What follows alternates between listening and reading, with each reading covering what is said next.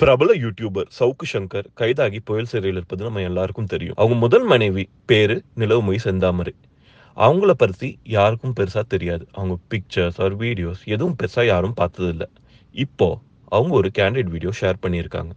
அவங்க இன்ஸ்டா பக்கத்துல இந்த வீடியோவை ஷேர் பண்ணியிருக்காங்க.